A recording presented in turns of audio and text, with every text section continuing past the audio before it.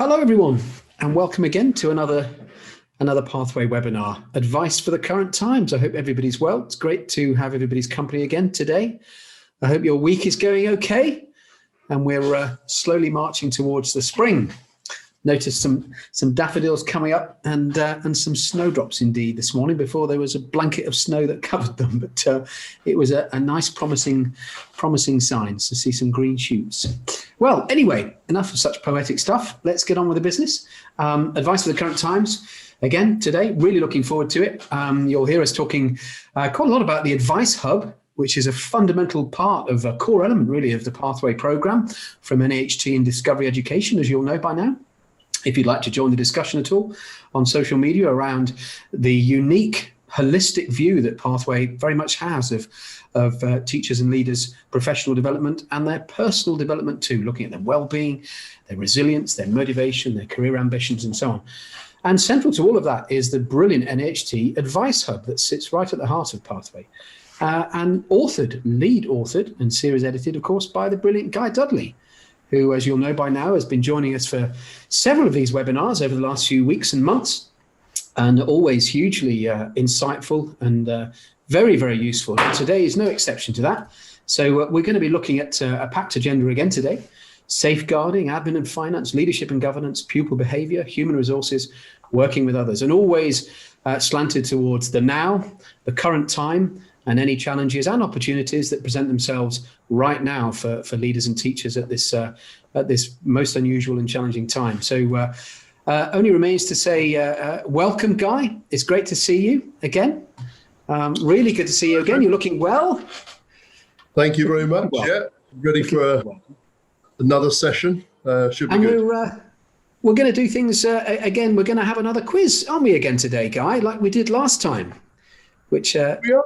I gather from the feedback that people liked that, and yeah, it's good. Enjoy the interaction of that. So yeah, terrific. Not sure I scored very well, I'll be honest, and I'm pleased that the answers are anonymous. So those of you on the call, you'll be relieved. Well, perhaps you'll be relieved to hear. I don't know. Maybe you're very keen to show that you know all the answers. In which case, join in with the chat and show us. But the poll questions that we'll be posing will be anonymous, and you can fill them in. And then we'll each time we pose a question, we'll give you a few seconds to have a think about it and opt for which of the multiple choice answers you're going for. And then we'll hear the definitive answer and some welcome advice from Guy. And then after we've done that, each time for each category, I'm actually going to jump out of the quiz into the Pathway program itself, into the actual platform, and show you that particular relevant section of the Advice Hub, where Guy has been uploading all of the new Advice Hub pieces, lots of PDF documents relating to each of those important categories. So I'm going to show you that each time, actually, before we press ahead with each new category. So I think it's going to be a really fun-packed, action-packed session. So shall we crack on then, guys? Shall we start with the first one? We're looking at safeguarding. And I think we have, is that okay? I'm getting straight on with it. Absolutely. No, let's dive in and get started. So pencils at the ready. I'd like to know, when was the Keeping Children Safe in Education statutory guidance last updated? And I think there's a poll coming up for you. There we are. Aha. So yeah, this is a... So the majority, 2020? Yeah, a third gone for 2021. Interesting. Well, let me sort of say it's actually 2021. Gosh, it was last January, wasn't it, when we left the EU? January the 31st. It seems a lifetime ago. And then we had 11 months to strike a deal with the Commission, which we did by the skin of our teeth. And as a result of agreeing that deal, there's been a number of changes. Some of those have impacted on safeguarding, and particularly around recruitment. So the document was last updated a couple of weeks ago, actually, in January. Mm-hmm. So anyone that said 2021, well done. For those of you who said 2020, yes, that would have been the correct answer 3 weeks ago. But I just thought I'd touch on that. I'm sure that there's not a great deal of recruitment going on at the moment. Having said that, it's really important that I bring this to your attention, because more and more candidates for teaching posts are being drawn from the European Union. And I'm sure all people know that they have to cover and follow Part 3 of the Keeping Children Safe in Education statutory guidance. And I would just add here, Andrew, that we're going to have a document available, aren't we, at the end of this session that will have all this information in it. So you don't have to make any notes whatsoever. This will be available for you in the next day or two. But as well as Part 3, they must also make checks for criminal records.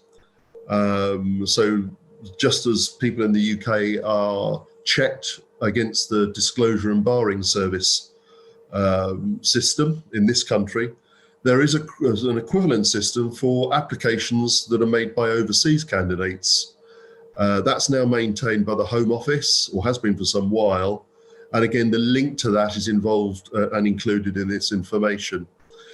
And just finally, on the sort of checking, there is the TRA rather used to hold a list of barred list for overseas teachers. They no longer do that. That's one of the changes that's been brought about. And there's a new service that's available from the National Recognition Information Centre. Yes, sorry, it's a mouthful. NARIC. And again, the link has been provided in that document. And that organisation will be able to give you a record of a teacher's past conduct in the country where they taught.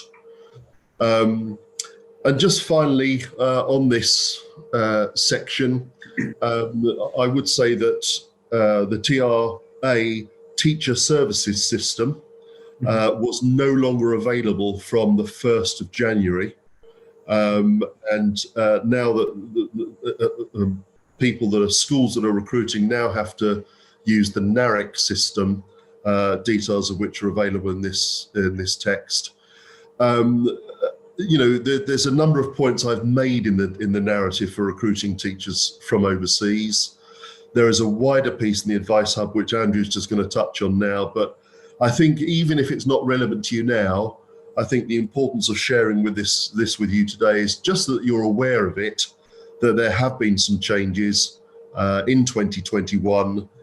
If you are, and in the event that you are considering recruiting people from overseas into teaching posts. Absolutely. Thank you. And thank you, Andy, for sharing that link as well. That's very helpful, actually.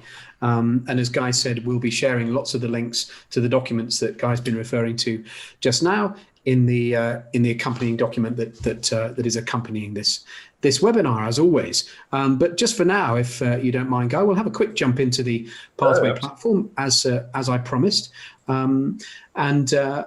We're going to go straight to the reflection section today. I've spent lots of different webinars demoing, walking through the whole platform or talking about all the different elements, and I'm happy to do that again at the end if people would like, certainly. But just for now, we're going to go straight into the reflection section. I dearly hope you can see that.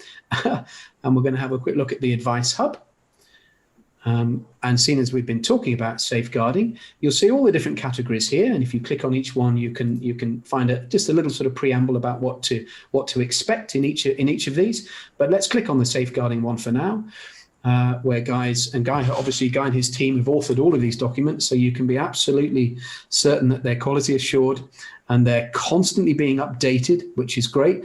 All the documentation that you need within the field of safeguarding, single central record, certainly something as a primary head teacher myself up until just over a year ago, that was something that consumed an awful lot of my time. Pupils mental health document, that's a really worthwhile document, and the youth mental health first aid document particularly I'd flag up. But so many different useful pieces here, all of which are constantly being updated with new content being added all the time. But yeah, this was the document that Guy was referring to just now, where there's all the useful fast links straight into the documentation that you need, and lots of useful, very insightful advice provided by Guy for each of these sections. So that's just a very quick little look at the safeguarding section of the Advice Hub. And when we go on to the next topic, we'll come back and we'll have another look at the admin and finance section, actually, which is what I think we're about to launch into now. Am I right? We're going to have a look at admin and finance, another huge element. And we have a question. When we were putting this Advice Hub together, Andrew, I think you and I both agreed that admin and finance is a catch-all for anything that doesn't really relate to teaching. All the other stuff, isn't it? Yeah. It's lots of other stuff, and it doesn't include human resources, which we'll come on to. Yes. Yeah. So my question today, and I think it's particularly relevant. In fact, I prepared this document a few days ago before the snowfall. But I'd like to know, please, on what grounds can a school be closed in the event of sudden and high snowfall? And I think a poll will appear now for you to have a stab at. It.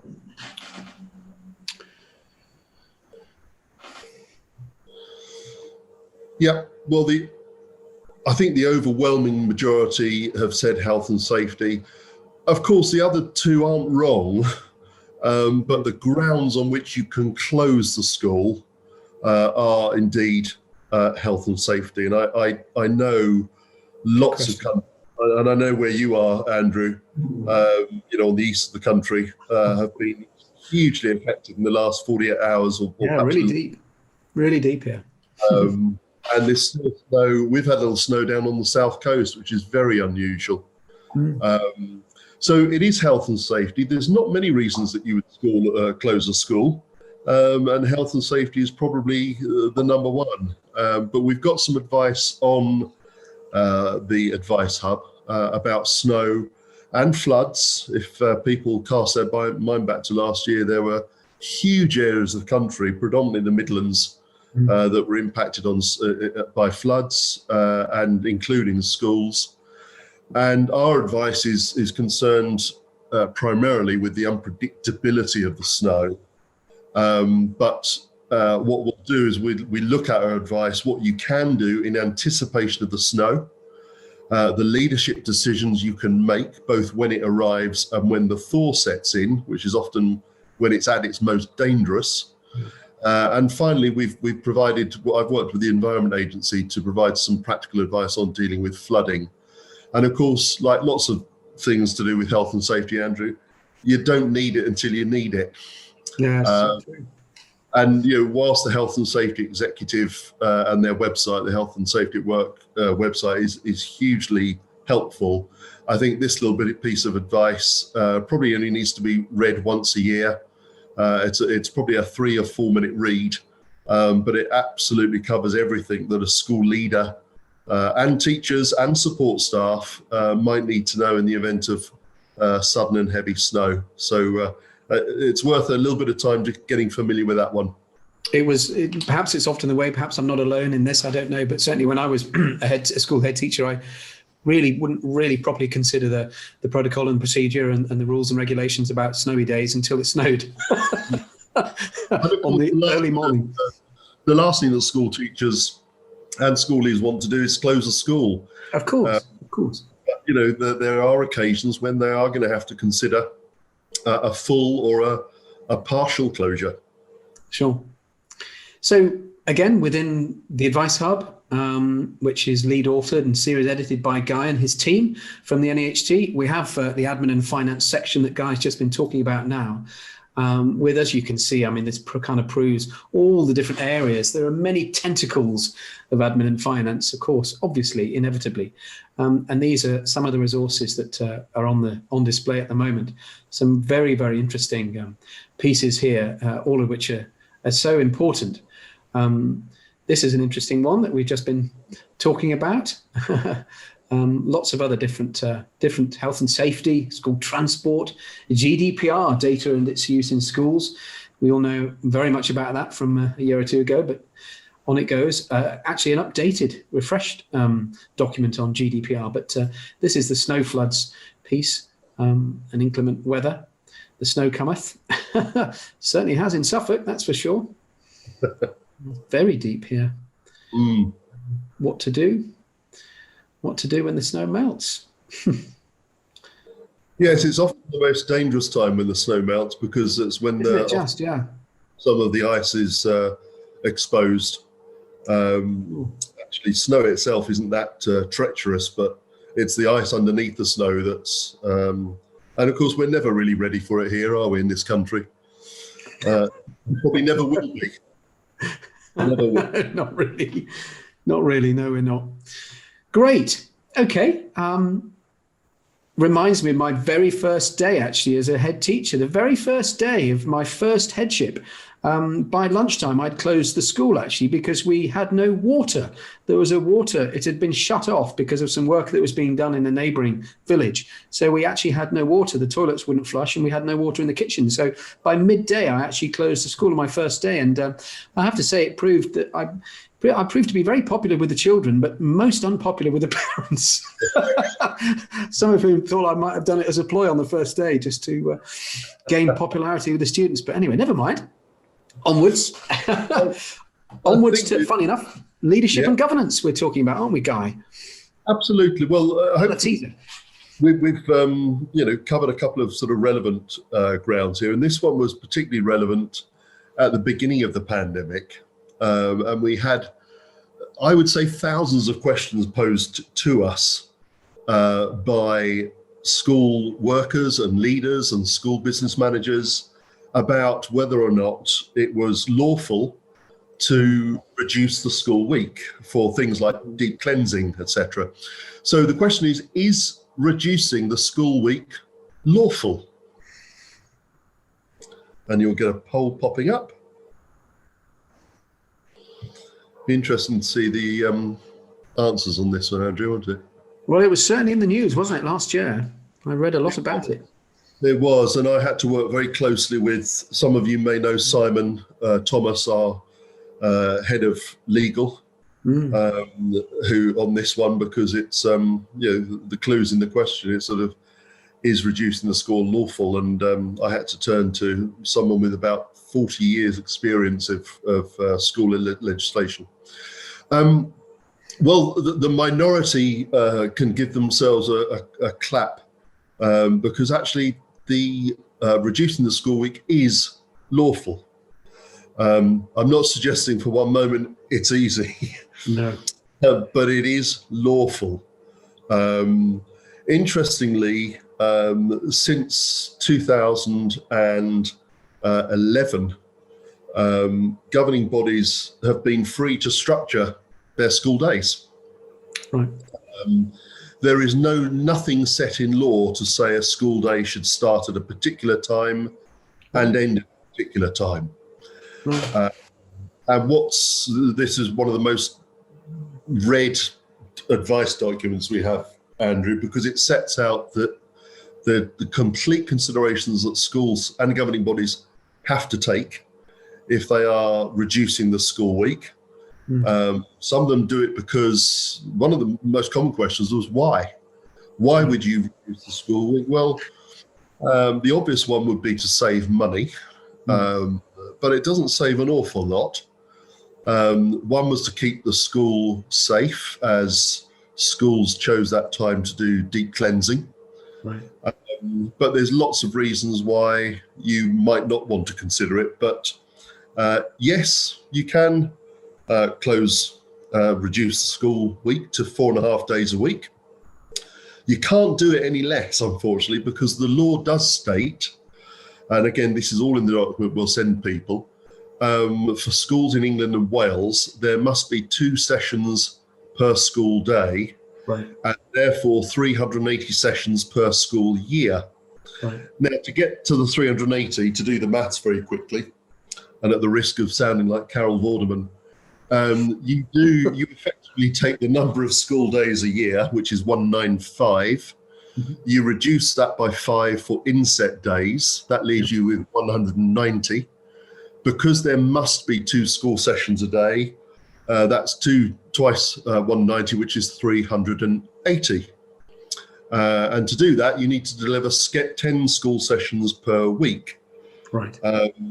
So what schools have done that have gone down this road is that they've effectively taken the 5th day and made it into 2 halves with a sensible break in the middle of the morning, and they've closed on Friday afternoon. That's gone down particularly well with pupils. It's gone down particularly well with staff who might choose to do their PPA on a Friday afternoon. The one group that hasn't gone down well with is understandably parents. But some parents have understood why schools have had to do it. And it gives them perhaps a route into their employer to say, I need to work from home on Friday afternoon for childcare. There's lots to consider. In Wales, it's possible too, but it's a horrible process to go through. It's a very lengthy procedure. And just finally, the legislation, just to make it clear for listeners who work for academies, the legislation doesn't say anything about academies at all. So the Academies Act says nothing about terms, school days or school sessions, taking freedoms to the limit. But we would just counsel anyone listening who works for an academy that just be careful that freedom won't come at any cost, because the Secretary of State could impose requirements in future funding arrangements. But our advice just finally covers all these matters, including the consultation process with parents, and it also highlights some of the pitfalls. But just to reiterate, it is lawful to reduce the school week, and lots of people get very excited and very interested in this piece of advice, and it's worth a read. Thank you, Guy.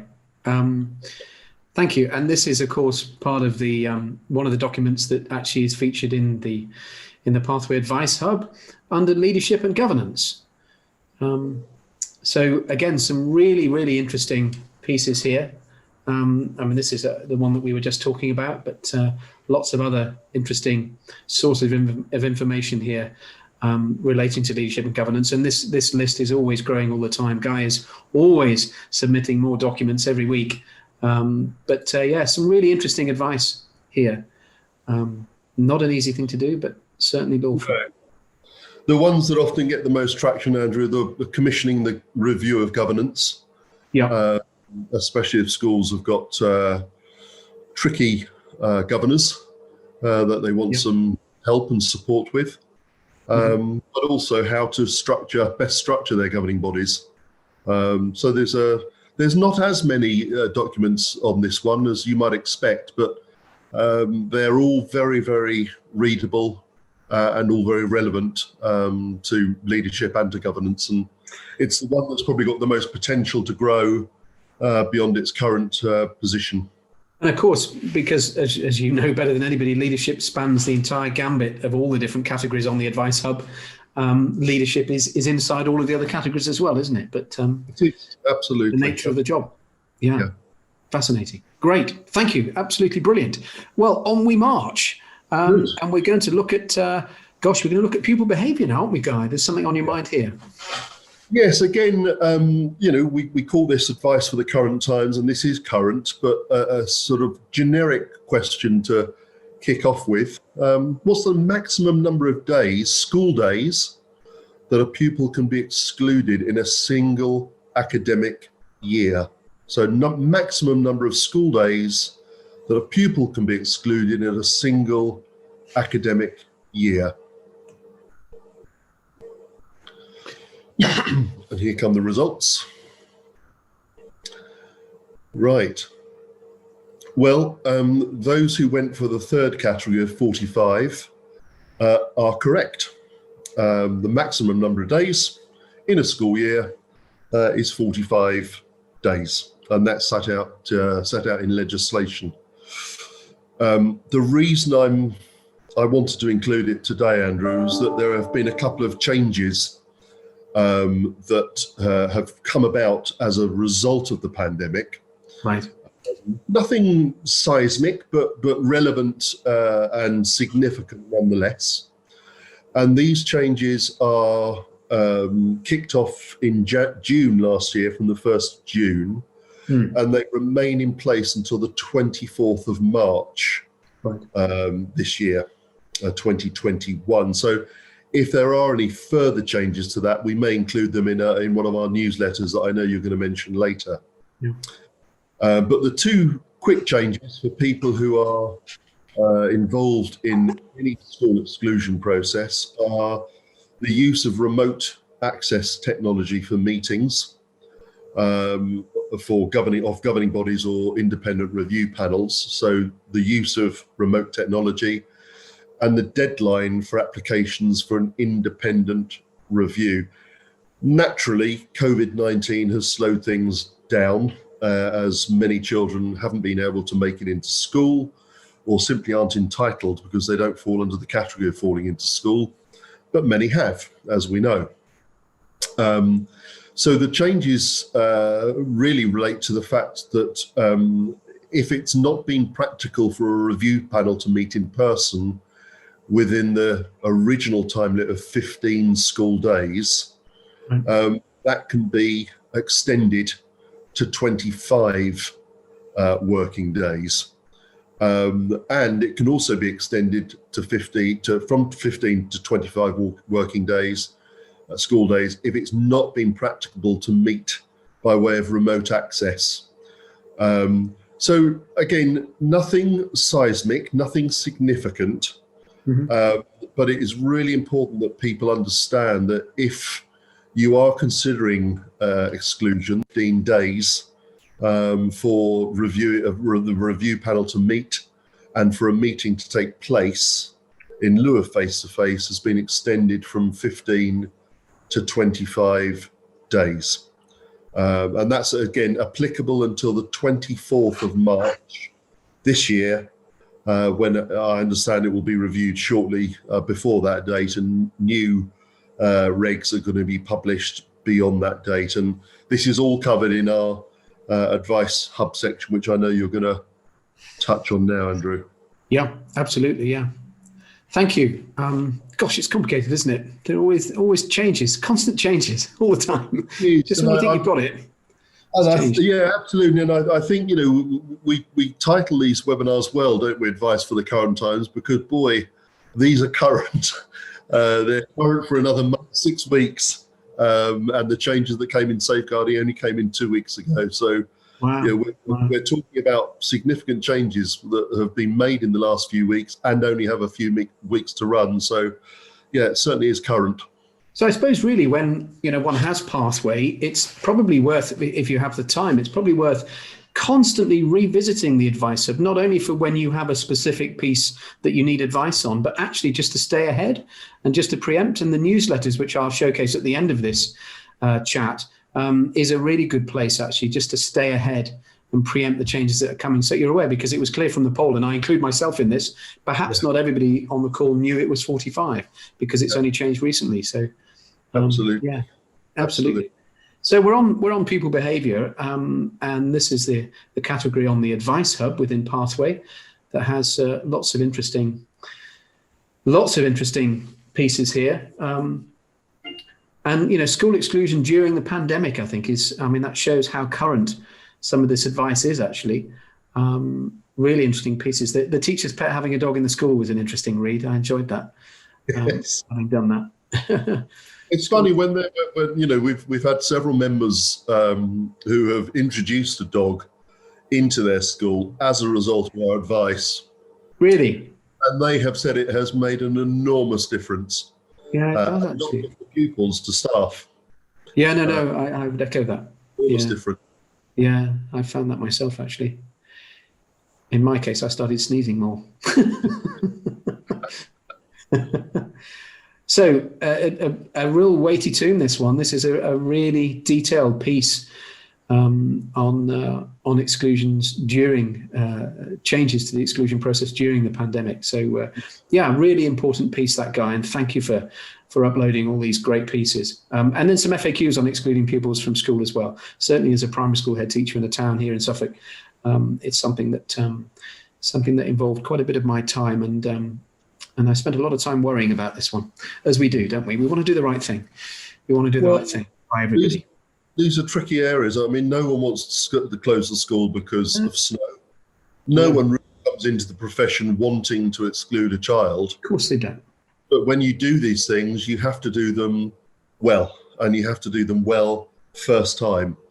And therefore, the advice that we wrap around that, those events and activities are crucial to protecting the careers and development of listeners.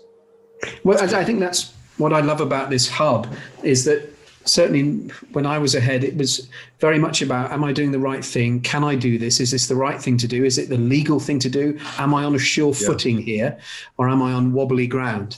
And you always, you never fail in actually coming up with that answer that I need. It may not be the answer I want, but I need the definitive answer before I act. And, you know, from my experience, you know, the costs of getting it right are often far less than the cost of getting it wrong, and don't take much more time.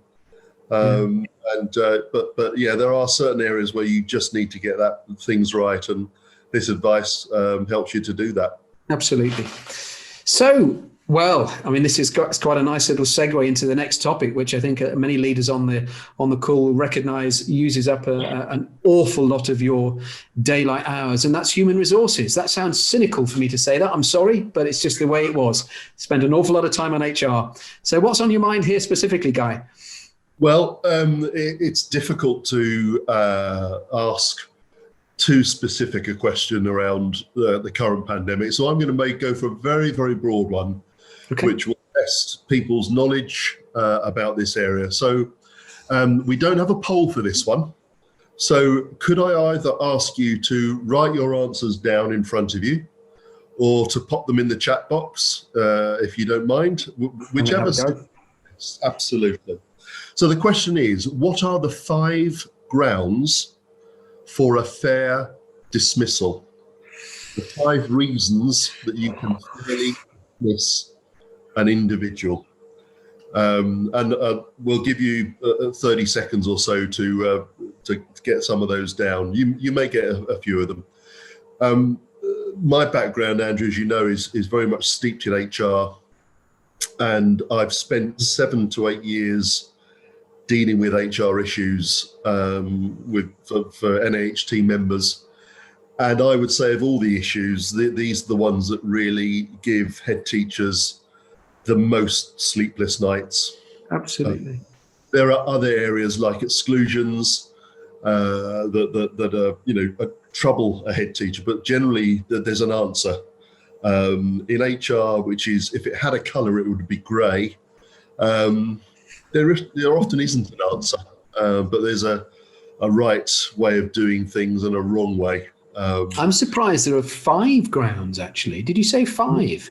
5 grounds. Yeah. We've had some great suggestions from people on the call, and we really appreciate it when you join in. We really do. So can I share some of those now, Guy, before we hear from you? Absolutely.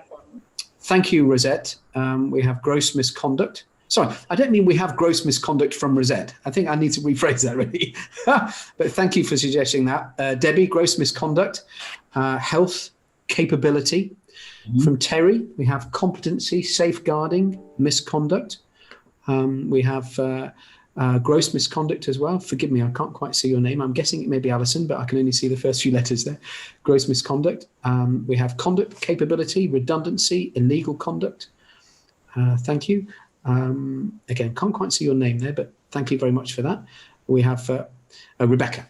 And from Gail, we have absence, competencies, gross misconduct, redundancy. And from D. Thompson, we have safeguarding, health and safety, competence, disciplinary, absence, sickness procedure from Lee, thank you.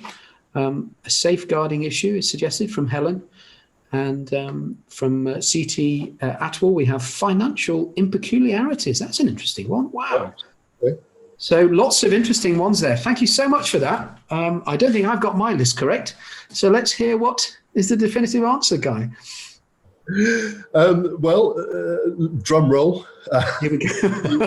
The definitive answer is in no particular order, but in the order that I learned them in many years ago. So conduct. So anything related to behaviour, effectively. And that can be on school premises or away from school premises. So big area around conduct. Capability. Capability falls into two parts. One is performance related.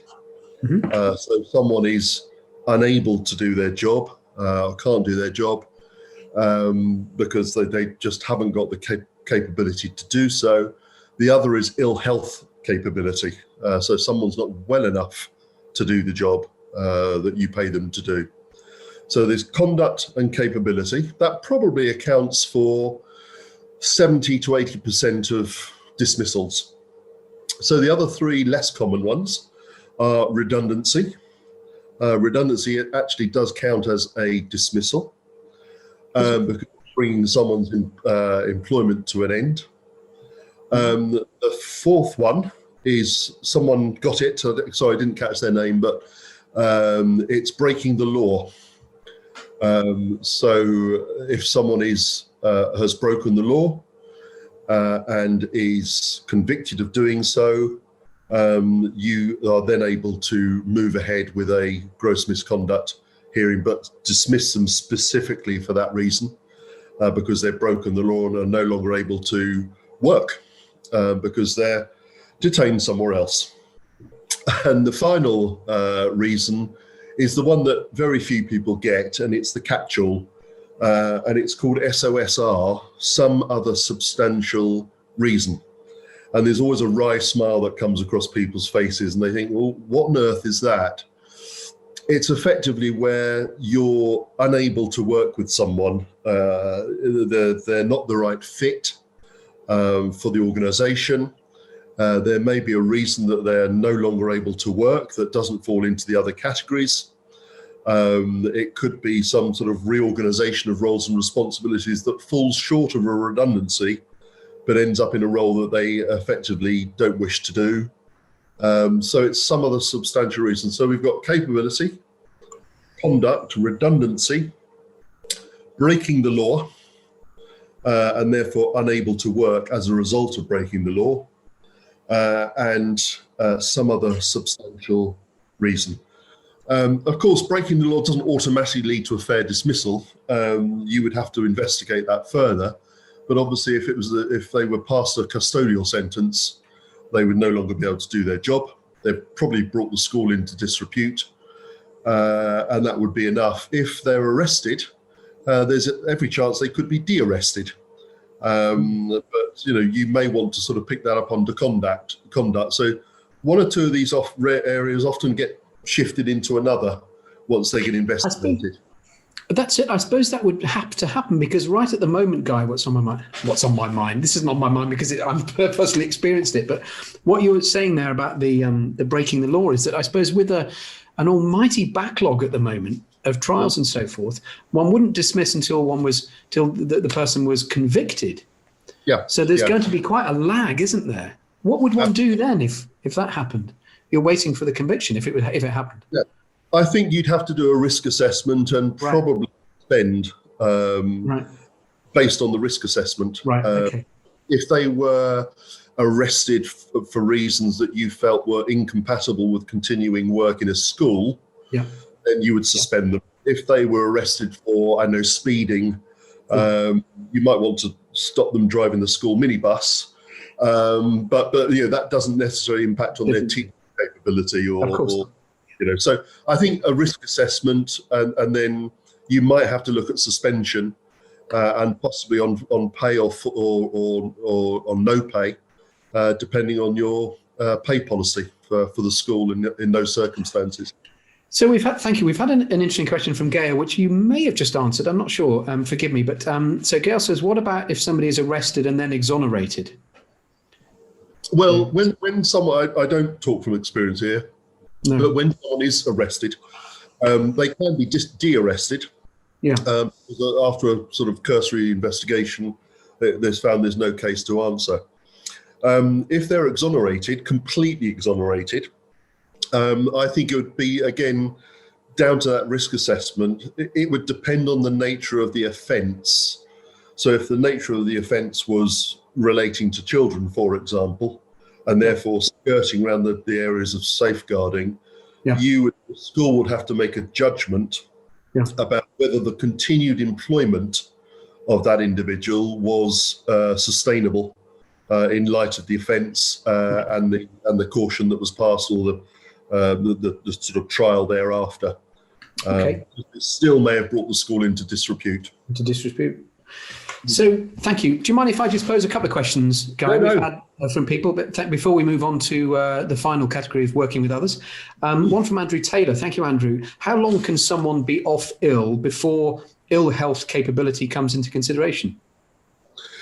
Well, yeah, it is really good. And I don't want this answer to be trite, but I'll give you two answers. One is it will depend on what your policy states, but often when I look at policies, they're not explicit enough, or there's too much ambiguity in the policy to be able to give them advice. What I would say to the question, or the answer I would give, is that anything under 4 weeks absence is generally universally considered to be short term. Anything 4 weeks or longer is considered to be long term. And it's the trigger of that 4 week period that I would say you would then need to instigate your policy and put in place the procedure for managing that absence. There are two exceptions though, Andrew, which I'll just highlight very quickly. One is if someone is suffering from acute mental health. So if someone is presenting, or you've been given a sickness certificate to say that someone is presenting with acute mental health problems, you may want to initiate some further investigations sooner rather than later, and that would include a trigger to press your policy button or your procedure button. The other one is if someone is suffering from any musculoskeletal issues, which might be exacerbated by their continued employment in school, especially in the primary sector where there's a lot of bending and it's a far more physical role on a day-to-day basis. So musculoskeletal and acute mental health are probably the two exceptions where you might want to start intervening before the 4 week trigger period. Generally speaking, because you and I have had them, a virus would be a week, possibly 2 at the most. So anything after between that 2 and 4 week, you really need to start making some sort of investigation, and possibly a telephone assessment with your occupational health. That's right. I was just going to say that. Would be sufficient, without the sort of full face-to-face intervention of a consultant at that stage. That's really useful to know that 4 week benchmark. Otherwise, it sort of drifts. These things have a habit of drifting sometimes, and that's in no one's benefit. So great one from Rebecca as well, if I may. Another quick question from Rebecca. Thanks, Rebecca. Re-ill health. Are there exceptions being made around staff suffering long COVID, but who are now unable to carry out their role? That's a very grey area, isn't it? It is. Again, this would be, what I'd want to do is say to anyone who works for a school, take this decision out of the school. This is a medical decision, and therefore you want to escalate it. Because I think too many people, in my experience, Andrew, head teachers, school leaders, deputies, assistants, anyone with a sort of responsible role, even teaching and non-teaching staff, they're pleasers. They want to resolve things. Sometimes they'll take a decision that isn't in their scope of responsibility to take. And what I would suggest is, whilst I can't give you a definitive answer, what I would suggest is anything that's related long-term health, your decision, because ultimately it will be a decision the school has to make about whether someone's employment is sustainable and can carry on, has got to be securely grounded in medical evidence. So you talk to the GP, you may then escalate the case to the occupational health assessor. You may then assess through the consultant or a specialist consultant as well. And you may, some organisations, some schools are so large that they actually have their own access to their own dedicated medical team. Okay. Certainly multiple academy chains. So, I think it's got to be a medical evidence education decision. Okay. So, thank you. Thank you very much. We've had a few more questions. So what I'll do is we'll crack on to the next topic, if that's okay. And then if you're happy, I'm happy to stick around and address these last few questions that have just come in. Is that okay? Because we never like to miss these, do we? We like to address them head on. Nope. So I've seen the other questions. Thank you so much. And I'll pose those at the end of the session, if that's all right. So for those able to stay with us, we're going to crack on with, I'll have a quick dip into the human resources cupboard before we go on to working with others, because we haven't had a quick look yet. And it's a big part of the cupboard, isn't it, Guy? As you might expect, this is a shelf that is bursting, I have to say, with interesting documents. I hope you can see that now. We're in the advice hub part of the Pathway program again. And this time we're going to go into human resources.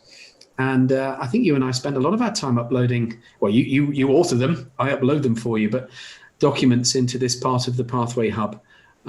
Lots of really, really useful, gosh, if I'd had access to this when I was a head teacher, some really useful pieces here. Yeah. COVID-19 supporting staff return to school is an interesting one as well, very relevant at the moment. Some questions around that at the moment. It's, the HR is one of these sort of endless tasks. Just goes on. The one that I just wanted to draw very quick attention to, Andrew, was the STPCD, which is just north to your, that's it, there. And, we've had a lot of questions at the NAHT about staff deployment. There's been some, I suppose, conflict in some schools where some people feel they're being asked to come in and do work. Some people are being furloughed. Some people are delivering lessons out of the classroom and from their own homes. The STPCD is where you find everything about your rights and responsibilities as a school, as an educational professional. I won't go in, but one thing I would say to anyone who's listening who's had this conflict in a school is paragraph 4610, which is effectively 6 or 7 words, I've just counted them, that effectively allow you to run the school, which is, it allows you to organise and deploy resources within your school. Okay. So what it's effectively saying is the buck stops with you. If you're the head teacher, you are free to deploy resources as you see fit. Mm-hmm. The key is to wrap a nice arrangement and communication around that so that everyone knows that's your decision and these are the reasons perhaps why you've taken that decision. But that has sort of softened some of the conflict we've experienced in some schools. Okay. Absolutely. Yeah. And again, as always, you begin that article with a link out to the actual relevant documentation just to save people time. So, brilliant collection of resources here, Guy. We're really proud of this particular, of the whole of the Advice Hub, but by golly, this is where I know if I'd been a head teacher, I would spend most of my time necessarily. So, okay. Brilliant, and some stuff on some myths around main pay and upper pay range there as well, which I thought was interesting. Great, so we'll thank you ever so much for that, Guy. We'll jump out and we're going to move to the final one, and we're going to look at working with others, aren't we? And we've got a question, I think. Yeah, this is a great section on the Advice Hub because it covers all those other bodies that don't necessarily include the most obvious, like staff and pupils, but includes neighbours and your community. And in particular, parents. So the question is, can parents come onto school premises without consent? Oh, okay. Parents come onto school premises. And once people have answered, I'll just give you a quick, very sort of a minute summary, Andrew, on a particular case where most of the law around this was established. Right. So what have we got? We've got consensus on this one. Yeah, so we've got the majority of the answers are no, and that is correct. They can't come on without consent. So, it's interesting. I'll tell you a little bit about the case in a sec, but although schools fulfill a public function, they are in law private dwellings, private places, and the public has no automatic right of entry. So, parents of enrolled pupils have an implied license to come onto the school premises at certain stated times, and it's for schools to set out what that is, and the head teacher's responsibility to set out what that is. Normally it's by invitation or appointment to a meeting or an invitation to a school event. We do know that parents of younger pupils, nurseries, primary, commonly allowed onto the playground or onto parts of the playground at the beginning and the end of the school day. But even a simple protocol around that should be known. Yeah. Let me just give you a very quick case, because I think people quite like cases. This was a case. This was a case that went to went up to the High Court and a Court of Appeal. It involved a school in Wandsworth and a parent, and the year was 2000. So the school alleged that, I'm going to call her A, a parent of a pupil at the school, abused staff verbally. The head teacher wrote to her to ban her from the school, but A continued to come into the school and continued to be rude and aggressive towards staff. The school and the local authorities' solicitor sought an injunction to exclude her from the premises. Parent A, challenged the decision at the Court of Appeal. And yes, I mean, it is extraordinary. Went right up to the Court of Appeal.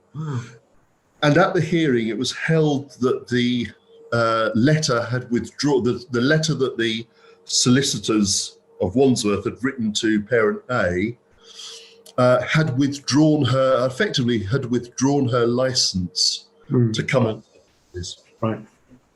So they ruled that parents had no license to roam at will.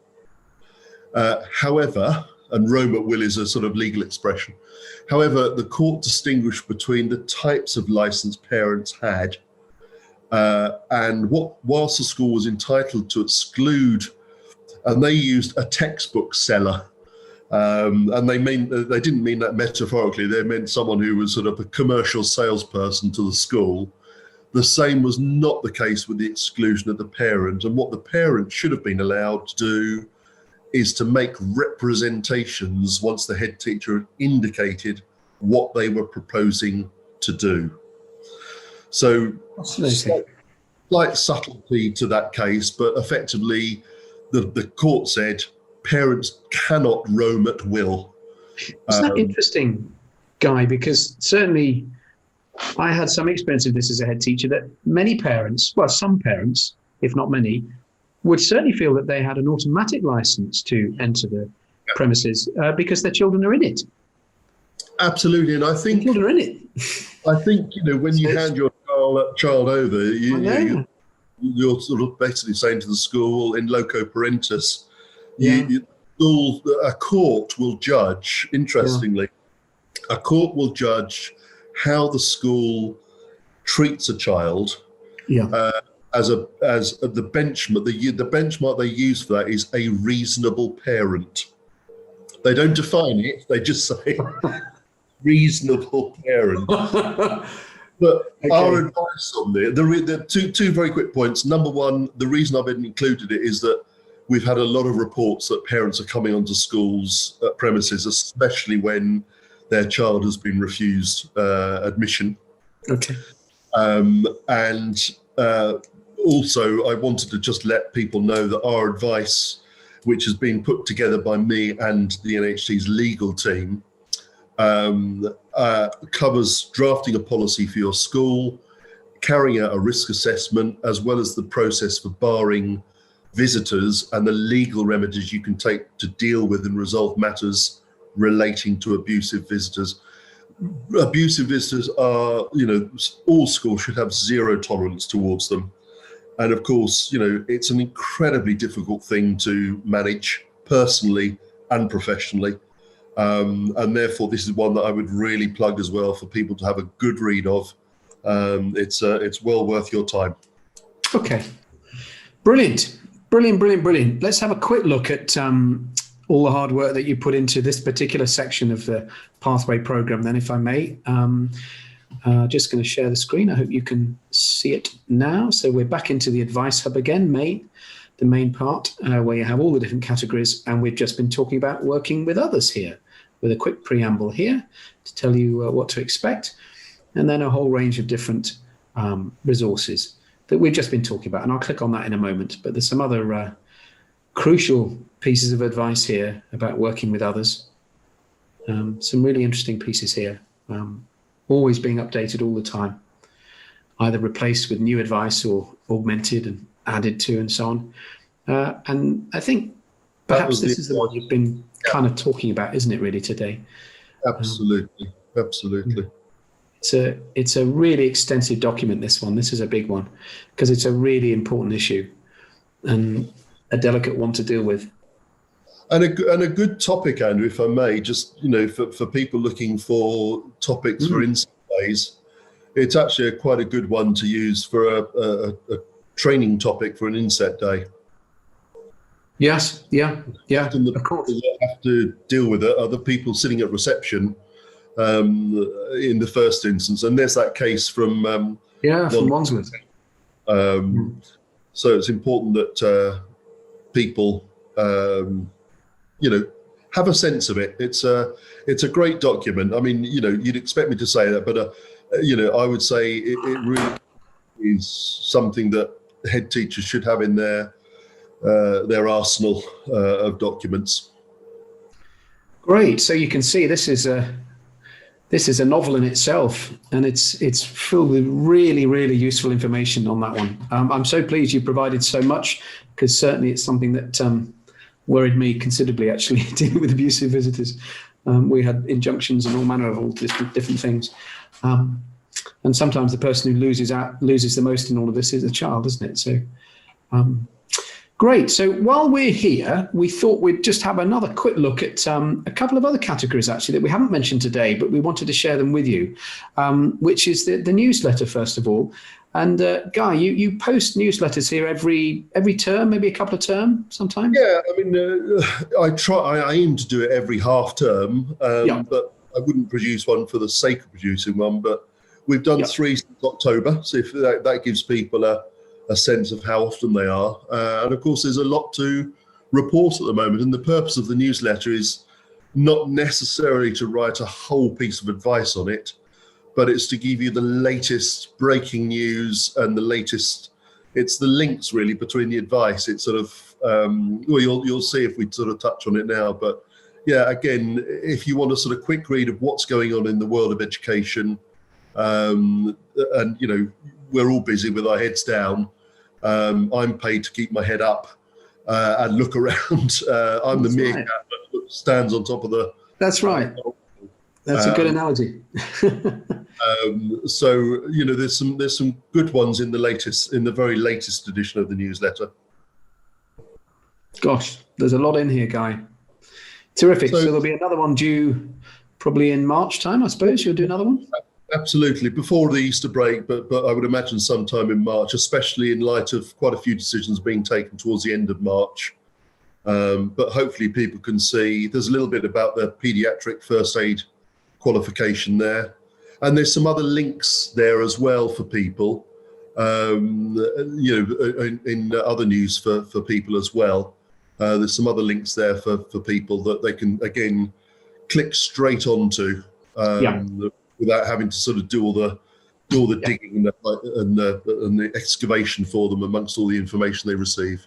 I think that's the value. It's having the definitive answer that we're always searching for, and actually having a quick link into the document that it's based on, which is so useful. So Really appreciate that. And then we were just going to have a quick look at the FAQs as well, which is always being added to, being built on. Just some of those issues where perhaps the FAQs most often appear. Yeah. And some of these issues, Andrew, are the ones that best lend themselves to FAQs. Some are quite specific. The one on exclusions is excellent because it gives 10 little scenarios of should I not. Some are sort of more ephemeral, a little bit the one people are looking at now, but some are very, very specific about the typical ones that people would want to know, typical answers to typical questions. Which was the exclusion one, Guy? It's not the exclusion, it's EHCP. I think it's that one. This is a typical document of... good. Share some scenarios. There's some real good scenarios there. Yeah, good idea. And, they are what they say on the tin, Andrew. They are questions and answers. And again, they're quite good. They can be quite good for just reading over a cup of coffee on the way to work, or again, using as a topic for an inset day. This is exactly what happened in my most recent headship before I joined Discovery. Gosh. Right.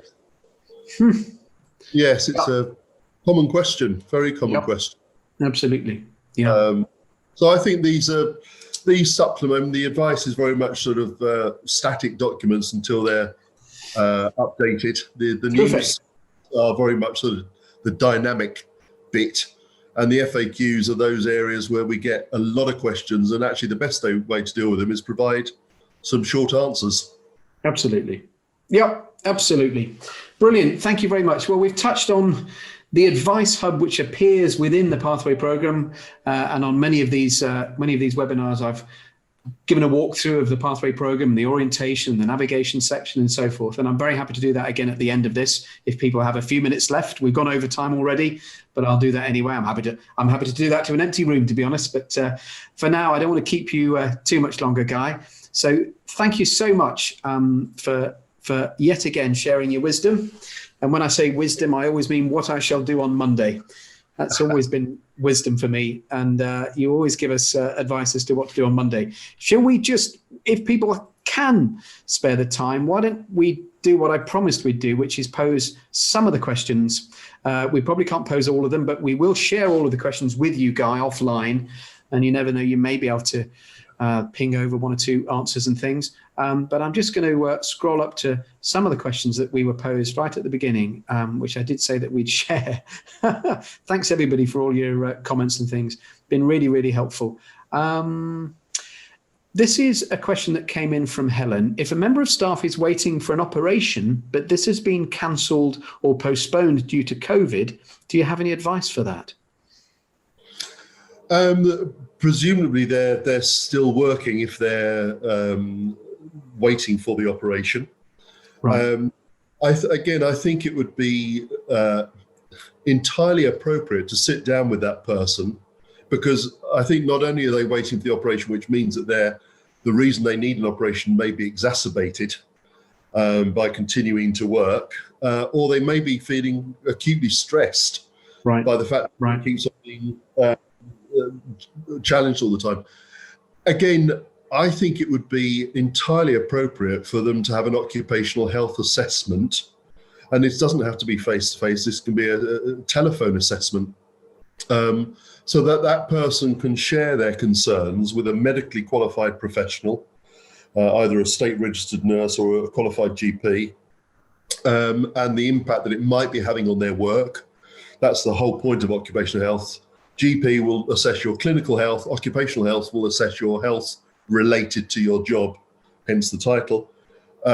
So I think it would be entirely appropriate in that case to commission an occupational health assessment, telephone assessment. A report will come out of that, and that can be sent back to the school, and then the school can use that as the narrative to have that ongoing discussion and take the right decisions with that member of staff. Okay, that makes sense.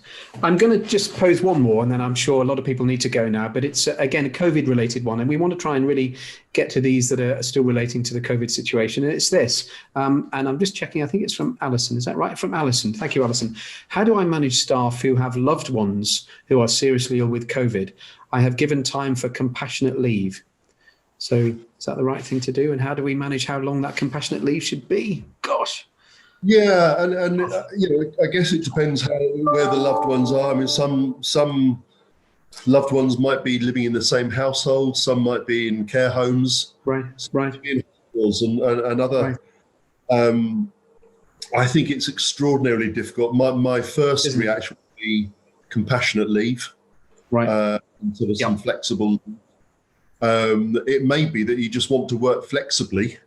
Not working necessarily fewer hours, but working flexibly so that you can actually visit people if that's possible. And again, it wouldn't hurt, you know, and again, take this decision or advice out of the school. It wouldn't hurt if that person also had an occupational health telephone assessment to set out independently and to a medically qualified professional what impact that is having on them, and what impact that may be having on their work. It may be that you don't want that person at work because actually it is impacting the very fact they can't see their loved ones and family is so important to them, or actually their performance is suffering, and therefore, you know, coming to some sort of mutually agreed arrangement might be more a better outcome. But again, I think you don't want to sort of play judge and jury with this. I would say get an occupational health telephone assessment underway, get the report back, and then you can use the report as the narrative, as the agenda for an ongoing discussion with that person. Brilliant advice. Gosh, it's such a tricky one, and that was really useful. And I think that sentiment is echoed by so many people's comments today. We really appreciate all the dozens and dozens of comments we've had, and some tremendous feedback. Your advice and counsel is always appreciated, Guy. It really is. Just to sort of sweep up the question that's come in many times is, how do we access this advice hub? It is part of the new online program that we've launched here in partnership with the NAHT and Discovery Education called Pathway, and it includes, gosh, so many different tools: motivation mapping, skills auditing, career mapping, where you plot all your different ambitions, over 20 full online courses, each one of which takes several hours to complete. And then, of course, this brilliant advice hub. One subscription is £395 per year, which is kind of the price of, you know, maybe a couple of courses, but you have all of those different courses. But actually very significant discounts are available for NAHT members and at scale as well. So anyway, I'm not going to turn it into a sales call, but it is a question that's come up a lot. How do we get our hands on this advice hub? And that's how. And that advice hub, just like all the online courses within Pathway, it's a massive resource, are constantly being added to all the time. So it's kind of growing, really. So certainly, if I'd been a head teacher, I'd have been very keen to get it. Listen, thank you so much, Guy. As always, it's been terrific. And we're going to do this again in March, aren't we? 16th of March, I think. I'm going to share similar format. Same format. We'll do some more quizzes, I think, and we're going to touch on some of the categories that we haven't really looked at, particularly today, from the advice hub. Inspections, I think, and one or two others. But for now, thank you ever so much for joining us, Guy. Really appreciate it. And I'm just going to share with everybody now, if they have a minute, just a couple of details of some upcoming events. But thank you, Guy. It's been great to see you. Thank you so much. Right, so for those who are able to stick around just for 2 minutes, that's all. Gosh, we've run way over time.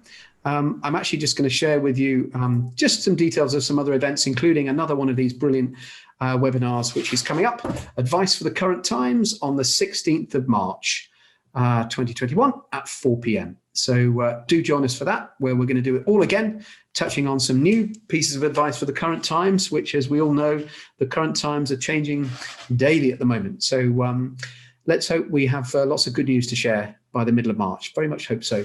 With Guy on the 16th of March. Before then, though, actually, we have the Learning for Now Festival, which we're running online, Discovery Education. We're going to be discussing blended learning and how that's going at the moment. with the brilliant Dave McPartlin, who many people will know as head teacher of Flake Fleet Primary School.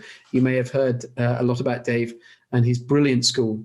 You might have even seen Dave and his team on Britain's Got Talent, wonderful children performing that piece that they did. And they have an amazing culture. And I'm very interested to talk to Dave to find out how he's managed to continue the continuity of learning, how you're continuing the learning provision, parity provision, and most importantly, how you're kind of wrapping your arms around the kids and keeping them all engaged and motivated at the moment. That's going to be a great discussion. And then we're going to look at some case studies of blended learning using Discovery Education's Espresso. And then we're going to have a walkthrough of Espresso on the new platform, which is really exciting at the moment. Then on the 23rd of Feb, we're going to look at Healthy Body, Healthy Mind with Lucy Markovich, who's the lead author of the new Health and Relationships program from Discovery Education, which is all you need to teach the new RSHE program. Which is obviously statutory soon. It was going to be statutory last year. It's understandably been postponed for a little while, but it is coming. And so this is a brilliant new program helping you teach that new, very important curriculum. And especially at the moment, I think it has some topics in there which are particularly resonant with families at the moment. So we're going to hear from Lucy, who lead authored that program.